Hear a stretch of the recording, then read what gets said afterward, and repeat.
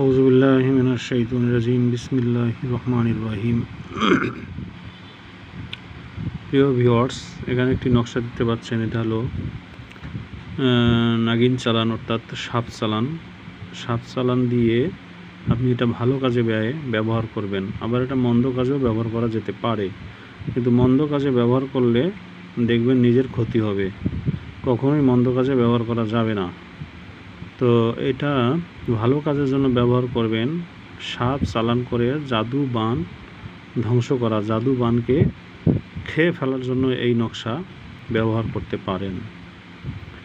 কোনো বাড়িতে যদি বারবার জাদু চালান, কুফরি, বান, টোনা, নাগানি, ঝাপানি দিয়ে থাকে, প্রয়োগ করে থাকে, কোনো মতেই ঠিক করা না যায়, তাহলে এই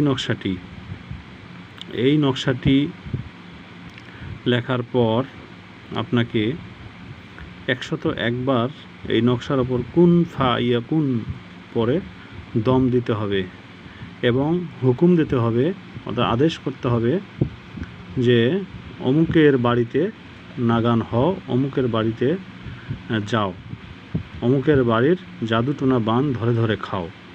হ্যাঁ, এই কথাগুলো বলতে হবে। আর বলতে হবে কুন ফা ইয়াকুন বি ইজনিল্লাহ, কুন ফা ইয়াকুন বি ইজনিল্লাহ, কুন ফা ইয়াকুন বি ইজনিল্লাহ, কুন ফা ইয়াকুন বি ইজনিল্লাহ।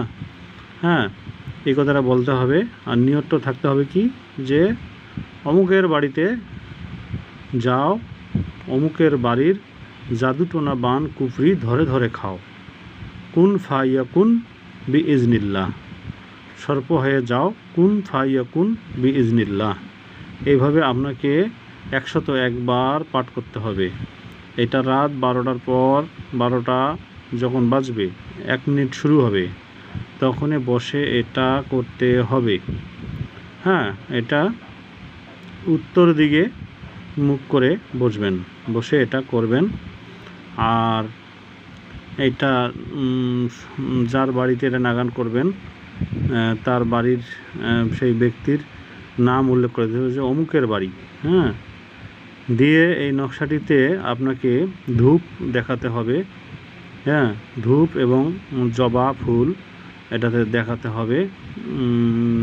হবে এবং দুধ, কলা, আগরবাতি, ধূপ, ধুনা, সিঁদুর এগুলো দিয়ে একটি ভোগ রচনা করতে হবে।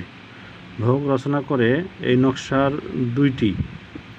একটি ভোগের ডালার সাথে দিয়ার তো জ্বালাবেন, সেই দিয়ার 2 পাশে 2টি দিয়ার জ্বালাবেন, মাঝে এই নকশাটি রাখবেন।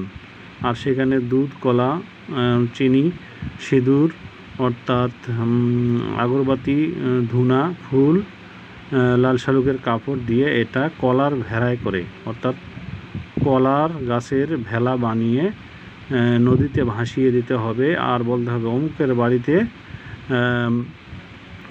বাড়িতে নাগনাগিন চালান হও, অমুকের বাড়িতে অবস্থান করো, অমুকের বাড়ির জাদুটোনা কুফরি বান ধরে ধরে খাও। কথা বলে এটা ভাসিয়ে দিতে হবে, ফিরে তাকানো যাবে না।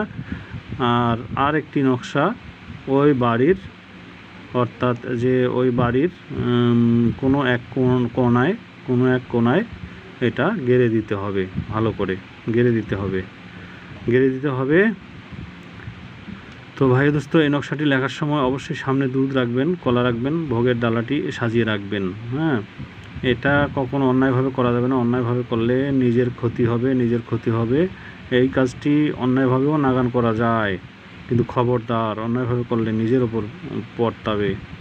তো ইনশাল্লাহ এটি প্রয়োগ করার পর দিন থেকেই দেখতে পাবেন ওই বাড়ির আশেপাশে নাগনাগিন গুপ্তচর হিসেবে থাকবে। সেখানে যদি কেউ জাদু চালান বান করে, সেটা ধরে ধরে ধ্বংস করবে, খেতে থাকবে। আর যারা জাদু বান করবে তাদেরকে দংশন করা শুরু করবে। ধন্যবাদ, সকলে ভালো থাকুন, সুস্থ থাকুন, আল্লাহ হাফেজ।